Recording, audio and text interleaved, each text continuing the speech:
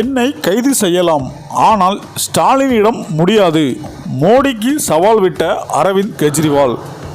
அதாவது மோடி மீண்டும் ஆட்சிக்கு வந்தால் தமிழ்நாடு முதலமைச்சர் மு.க. ஸ்டாலின் உள்ளிட்ட எதிர்க்கட்சி தலைவர்கள் பலர் அடுத்தடுத்து கைது செய்யப்படுவர் என டெல்லி முதலமைச்சர் அரவிந்த் கெஜ்ரிவால் தெரிவித்துள்ளார். சிறையில் இருந்து ஜாமீனில் வெளிவந்த உடனே பரபரப்பை கிளப்பியுள்ளார் அரவிந்த் கெஜ்ரிவால். இந்த நிலையில் டெல்லியில் கடந்த 2021ஆம் ஆண்டு புதிய மதுபான கொள்கை அமல்படுத்தப்பட்ட போது ஊழல் நடந்ததாக பாஜக குற்றம் சாட்டியதை தொடர்ந்து மணிஷ் ஜோடி, சத்யராஜ் ஜெயின், சஞ்சய் சிங் ஆகிய ஆம் ஆத்மி தலைவர்கள் அடுத்தடுத்து கைது செய்யப்பட்டனர்.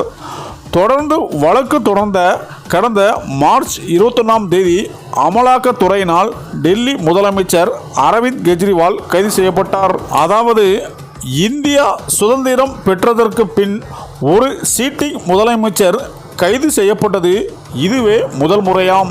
மக்களவை தேர்தலையொட்டி பிரச்சாரத்தில் ஈடுபட்ட ஜாமீன் கோரிய அனைத்து மனுக்களையும் டெல்லி உயர்நீதிமன்றம் தள்ளுபடி செய்ததை தொடர்ந்து முதலமைச்சர் அலுவலகம் செல்லக்கூடாது உள்ளிட்ட 5 நிபந்தனைகளுடன் ஜூன் 1ஆம் தேதி வரை உச்சநீதிமன்றம் அவருக்கு ஜாமீன் வழங்கியது. தொடர்ந்து எதிர்பார்ப்புகளுக்கு மத்தியில் சிறையில் இருந்து வெளியே அவர் டெல்லி கான்பூர்பேட் உள்ள அனுமான் கோவிலில் சாமி தரிசனம் செய்த பின் ஆம் ஆத்மி அலுவலகத்தில் கட்சி தொண்டர்களிடையே உரையாற்றினார். அப்போது அவர் பேசுகையில் 50 நாட்கள் சிறைவாசத்துக்கு பின் உங்களை சந்திப்பது மிகுந்த மகிழ்ச்சி அளிப்பதாக கூறினார். பிரதமர் மோடி ஆம் ஆத்மி கட்சியை நசுக்க விரும்பினாலும் அந்நாட்டிற்கு சிறந்த எதிர்காலத்தை கொடுக்க போவது அக்கட்சிதான் எனவும் அவர் தெரிவித்தார்.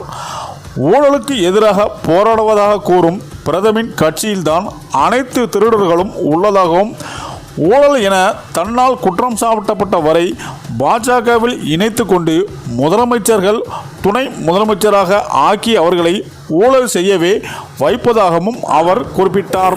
இந்த நிலையில் பாஜக மீண்டும் ஆட்சிக்கு வந்தால் தமிழ்நாடு முதலமைச்சர் ஸ்டாலின், மேற்கு வங்க முதலமைச்சர் மம்தா பானர்ஜி, கேரளா முதலமைச்சர் பினராயி விஜயன் உள்ளிட்ட அனைவரும் சிறையில் இருப்பர் எனவும் அவர் கூறினார்.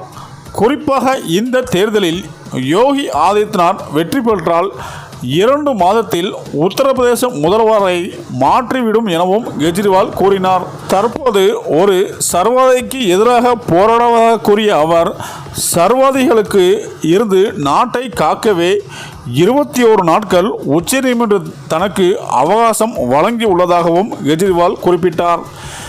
இந்த நிலையில் இந்தியா கூட்டணிக்கு யார் பிரதமர் என பாஜகவினர் கேட்கின்றனர். ஆனால் உங்களது பிரதமர் வேட்பாளர் யாரென தெரியவில்லை என கேள்வி எழுப்பினார். ஆனால் இந்த தேர்தலுடன் பிரதமர் மோடிக்கு ஓய்வளித்துவிட்டு அமித்ஷாக்கு அப்பதிவை வழங்க பாஜக திட்டமிட்டு வருவதாகவும், வயதாகும் பிரதமர் மோடி செப்டம்பர் 17ஆம் தேதியுடன் ஓய்வு பெறப் போகிறார் என்றும் கெஜ்ரிவால் கூறினார். நாடு சுதந்திரம் அடைந்து 75 ஆண்டுகளுக்கு பிறகு வாக்கு வித்தியாசத்தில் டெல்லியில் ஆம் ஆத்மி ஆட்சி அமைக்க இருப்பதாகவும் கெஜ்ரிவால் குறிப்பிட்டார். அதாவது சிறையும் அரசும் வீழ்ந்துவிடும், ஆனால் பாஜகவினர் வலையில் நாங்கள் வீழவில்லை எனவும் அவர் கூறினார். அரவிந்த் கெஜ்ரிவாலின் இந்த பேச்சுக்கு தொண்டர்கள் மிகுந்த உற்சாகத்தில் வெளிப்படுத்தினர்.